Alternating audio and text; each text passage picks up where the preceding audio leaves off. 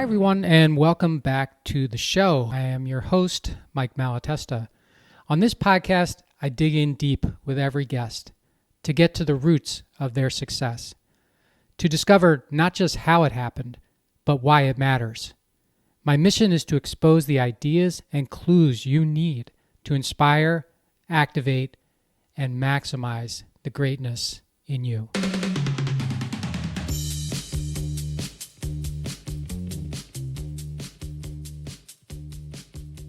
Hey everybody, welcome back to a special Friday episode of the How Did It Happen podcast.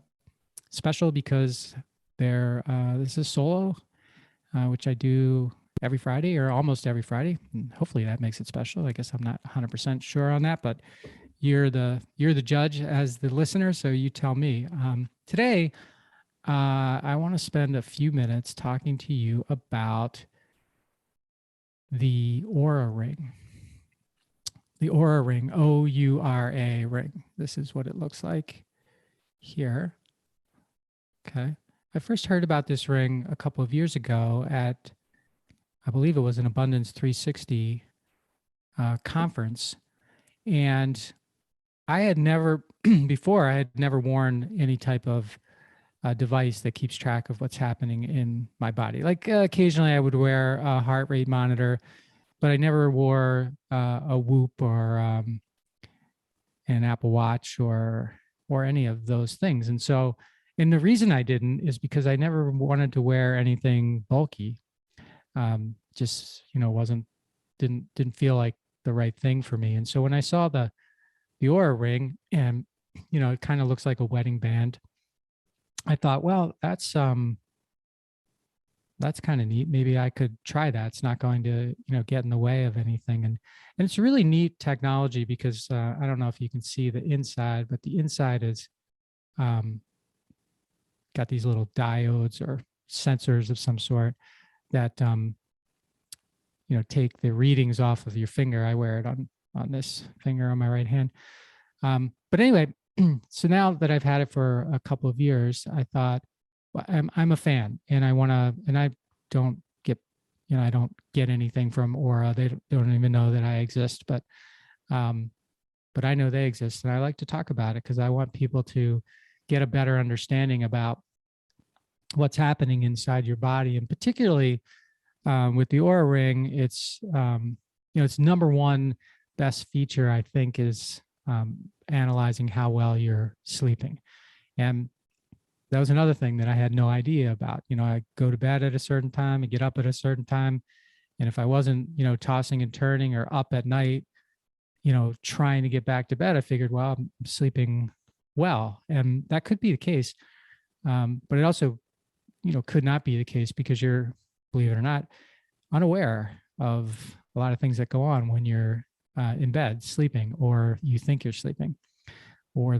So what I've learned, and the Oura Ring keeps track of your total sleep, keeps track of your time in bed, keeps track of your sleep efficiency, which is something I never even heard of, but that's, the efficiency of your light sleep to your REM sleep to your deep sleep.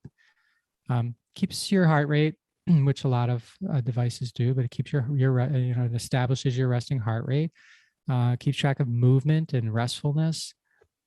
So again, you may be asleep, but you're moving, and every time you're moving, that it picks it up. It's really good about picking that up. Again, it tracks your REM and your deep and your light sleep. So how much of those stages you're getting, and it gives you an idea of what the ranges should be. How long it takes you to go to sleep, they call that latency in the app, but that's another thing. Like I'm really bad at that. I go to sleep really quickly almost all the time, which I always think is a good thing. The Ring doesn't always think that's a good thing because it says, that I might be overtired, but it's just always been something that I've been, I think, fortunate to have, but because I know a lot of people struggle to get to sleep. But anyway, it keeps track of it, so at least how long it does take you to fall asleep. The timing of when I went to sleep, so it encourages you to go to bed at a certain time to get the amount of sleep that that you actually need. And then it tells you, how well you did on that versus the goal. It tracks your heart rate variability, which is essentially is the variability of your heart rate as you sleep. And generally speaking, and I'm no doctor, but generally speaking, it's the more variability you have, the better. I like to drink wine regularly, and so that keeps my heart rate variability down a little bit. So that's something that I need to, eventually be working on. Tracks your respiratory rate, so how how your breathing is. Checks your body temperature, which is really interesting because when I had COVID in November of 2020, so before all the vaccines and all, my ring actually told me that something was wrong with me the minute I woke up. It gave me the lowest score I think I had ever had, and because it does score your sleep for the night, and it knew that my body temperature was elevated. It knew that something wasn't right. Of course, it didn't know that I had COVID, but it knew that something wasn't right, and it was the first key for me because I wasn't feeling bad, but I knew something was off, and especially on the temperature. And anyway, I was able to take action on that to keep the rest of my family away from me until I was able to verify with the test. And of course, I did have it. And it also does your recovery index, which is basically your positioning or your how well prepared you are to go at it, from an exercise standpoint on the day. So, and that's just the sleep stuff. It gives you a lot more, but all of that stuff was stuff that I never knew before. And you might be saying, well, I mean, is it important? I think it's important. And I like the Oura Ring because it gives me that stuff. It's rugged. It looks pretty good. It's small and it's accurate. But what I really like about the Oura Ring is that it gamifies me.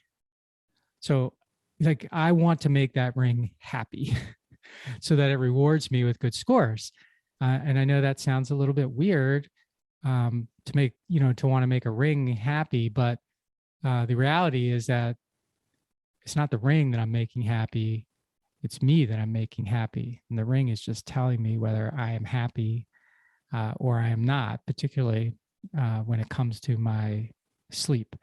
And I don't know, to me, that's like a good thing to be focused on every day, is doing the right things to make me and my body as happy as it can be. And I am far from, being in the best shape of my life, or far from being anything close to, the perfect sort of eat, sleep, exercise person. But I do give it an effort, and the ring helps me know whether the effort is paying off or not. So check it out. The ring it's a few $100s, and it's a really interesting experiment if you have that kind of money to spend, and you feel like having that information would gamify you, I guess, and would have a positive impact on your life. So thank you so much for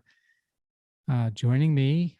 And until next time, be inspired to activate and maximize the greatness inside of you. Thanks for listening.